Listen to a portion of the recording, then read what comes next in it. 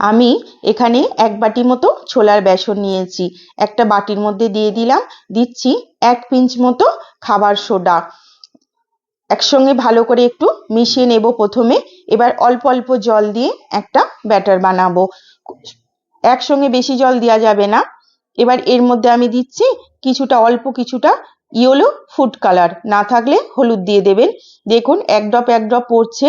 আর যদি একটা চামচ এভাবে ডিপ করেন এর মধ্যে, এভাবে চামচের মধ্যে কোট হয়ে যাচ্ছে বেসনের ব্যাটারটা। এইরকম ঘনত্বের ব্যাটারটা কিন্তু বানাতে হবে। এবার এর মধ্যে আমি দিচ্ছি 1 চামচ মতো গরম রিফাইন্ড অয়েল। ভালো করে মিশিয়ে নেব সবকটা উপকরণ একসাথে। এবার একটা গ্লাসের মধ্যে আমি ব্যাটারটা ঢেলে নিলাম। তেল এখানে ভালো করে গরম হয়ে গেছে। আর এই ধরনের একটা আমি ঝাড়া নিয়েছি।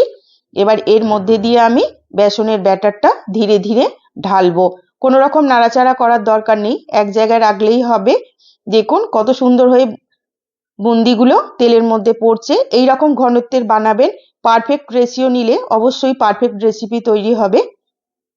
আমি যেরকম মাপে বানালাম ওইভাবে দেবেন, দেখবেন এত সুন্দর হবে। ব্যাটারটা পাতলা হয়ে গেলে কিন্তু বোঁদেগুলো ভালো বানানো যাবে না। এইভাবে করে ধীরে ধীরে তেলের মধ্যে পড়বে লাস্টের দিকটা। আর যতবারই ইউজ করবেন চামচটা কিন্তু ভালো করে ধুয়ে নেবেন। ধুয়ে পুছে নিয়ে আবার পরবর্তী ব্যাটার এই ঝাড়ার মধ্যে দিয়ে ঢালবেন। আমার বোঁদেগুলো ভেজে রেডি হয়ে গেছে। আমি ভালো করে তেল ছেঁকে এইভাবে করে বোঁদেগুলো আমি তুলে নেব তেল থেকে। আর বাকি বোঁদেগুলোও আমি ভেজে নেব এইভাবে করে। দেখুন দেখুন বোঁদেগুলো ভেজে রেডি হয়ে গেছে। 1 বাটি বেসন থেকে কতটা বোঁদে তৈরি হয়েছে দেখুন। আর কতটা মুচমুচে হয়েছে, এইভাবে হাতে করে পুরো গুড়িয়ে গেল। আর কত সুন্দর একদম গোল গোল বোঁদে কিন্তু হয়েছে। দেখুন কতটা সুন্দর একদম গোল বোঁদে হয়েছে। আর কতটা ঝুরঝুরে হয়েছে দেখুন, কতটা সুন্দর ঝুরঝুরে হয়েছে। এবারে আমি একটা বাসন বসিয়েছি গ্যাসের মধ্যে। এর মধ্যে আমি দিলাম যে বাটিটার 1 বাটি বেসন নিয়েছিলাম সেই বাটিটার 1.5 বাটি মতো জল দিলাম। আর দিচ্ছি 1 বাটি মতো চিনি। একটু কিছুক্ষণ ফুটবে।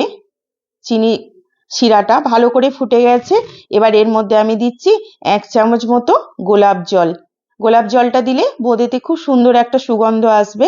আপনার পছন্দ না হলে স্কিপ করে দেবেন। এবার এই রসটা আমি বন্ধ করে দিয়েছি। গরম গরম রসের মধ্যে এই বোঁদেগুলো আমি ভিজিয়ে 3 থেকে 4 ঘন্টা মতো রেখে দিয়েছিলাম। দেখুন কত সুন্দর ঝুরো ঝুরো পারফেক্ট বোঁদের রেসিপি একদম কিন্তু রেডি সরস্বতী পুজোর জন্য।